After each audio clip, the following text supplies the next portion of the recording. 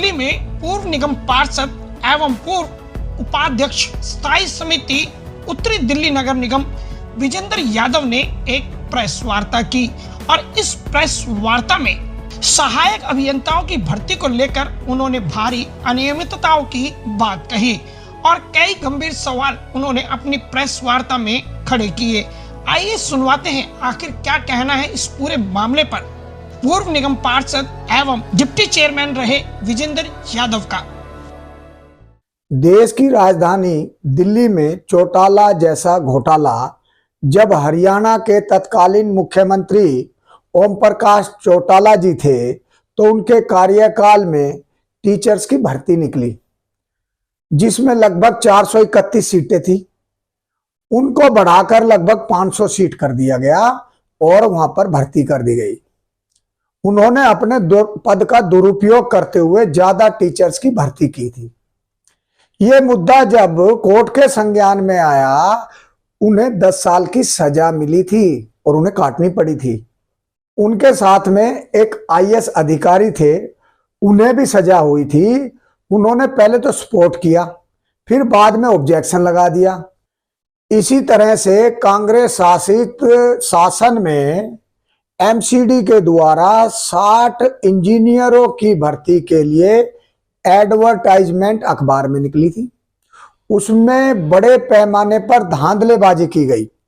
जब ये मामला कोर्ट के संज्ञान में पीसी जैन जी की अध्यक्षता में बड़ी धांधलेबाजी को देखने को मिला, तो एक उच्च स्तरीय जैन आयोग ने इस विषय की जांच करके रिपोर्ट में बताया कि इसमें बेशुमार बेहद अधिक अनियमितताएं हैं और ये रिपोर्ट माननीय कोर्ट के सामने सबमिट की और ये कहा गया कि नंबरों में हेराफेरी करी गई है और जिनके नंबर बढ़े उन लोगों को अंदर करने की और जो एलिजिबल नहीं थे उनको बाहर करने के लिए रिपोर्ट सबमिट करी और वही रिपोर्ट प्राप्त हुई। लेकिन डिपार्टमेंट के बाबुओं ने इंजीनियर से जो एलिजिबल नहीं थे उनसे मोटा लेन देन करके उसको दबा दिया और वो लोग आउट नहीं हुए। 60 की जगह बढ़ाते बढ़ाते बीच में ये खेल चलता रहा और उनकी संख्या 84A की भर्ती के रूप में पहुंच गई। किसी को नहीं निकाला गया। इसी तर्ज पर एक और केस डाला गया। 4 लोगों ने 2004 में डिसाइड हुआ आरपी गुप्ता वर्सेस एमसीडी। इन 4 लोगों को कोर्ट ने क्लियर मना कर दिया कि आप लोगों को 2004 से पहले की कोई भी सीनियरिटी नहीं मिलेगी और जो आज की सीनियरिटी आई है उसमें इनको एडजस्ट किया जाएगा। इन 4 लोगों ने भी 60 लोगों के साथ में इंटरव्यू दिया, लेकिन उनके नंबर कम थे, लेकिन वो भी कोर्ट में लड़ते रहे क्योंकि उनसे जो कम नंबर वाले थे उनको तो ले लिया गया और इन्होंने कहा कि जी हमारे ज्यादा नंबर हैं। कोर्ट ने कहा आपको सीनियरिटी नहीं मिलेगी। 84 लोगों में सीनियरिटी दे दी गई, सैलरी दे दी, जिसमें लगभग 150 करोड़ रुपए का अमाउंट एमसीडी के अकाउंट से गया है। 24 आदमियों को जो आज तक तनख्वाह पेंशन दी जा रही है, इसकी कई बार कांग्रेस शासित शासन में भी शिकायत की गई थी, लेकिन कोई सुनवाई नहीं हुई, कोई कार्रवाई नहीं हुई। इसी तरह से आम आदमी पार्टी के जो नेता सदन थे उनको भी शिकायत पत्र दिया गया था, लेकिन नेता सदन द्वारा कोई भी कार्रवाई नहीं की गई।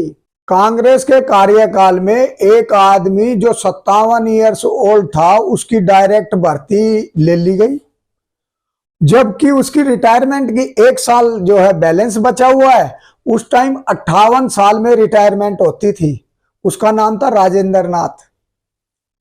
और जब वो आदमी को 57 साल की उम्र में डायरेक्ट भर्ती ले ली गई तो हिंदुस्तान में ऐसा तो कभी हुआ नहीं होगा।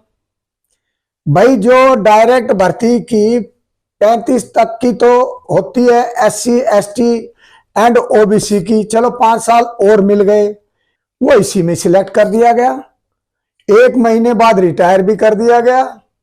और जो घोटाला दुनिया में ऐसा नहीं हुआ, वो घोटाला इन भर्ती में, ये भी इसी 60 भर्तियों में शामिल था। हमारे पास सारे दस्तावेज हैं 60 की भर्ती के, एडवर्टाइजमेंट के, सिलेक्शन की लिस्ट हो, हाई कोर्ट की कॉपी हो, जैन आयोग की रिपोर्ट हो, जो सारी अवेलेबल हैं। आयुक्त महोदय से मेरा आग्रह है कि जिन कर्मचारियों ने इसे आज तक चलाए रखा, उनके खिलाफ सख्त से सख्त कार्रवाई की जाए और इस मामले को CBI से, CVC से, दोनों के माध्यम से जांच कराई जाए और ये भी PIL के रूप में कोर्ट में जाने की इजाजत दे दी जाए। मैंने इस विषय पर माननीय उपराज्यपाल महोदय और आदरणीय कमिश्नर महोदय MCD को भी शिकायत पत्र दिया है 1/8/2024 को।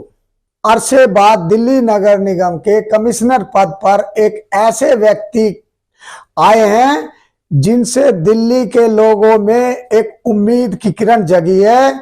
हमें भी यह विश्वास है कि दिल्ली नगर निगम सहायक अभियंता जो 60 CD की भर्ती में 1990 में जो महाघोटाला हुआ है, उस पर आप स्वतः ही संज्ञान लेकर इसकी जांच कराने का कष्ट करेंगे। इससे नेक्स्ट सीरीज में हम आपको अकाउंट से रिलेटेड जो घालमेल है घोटाले की, उसकी पोल खोलेंगे।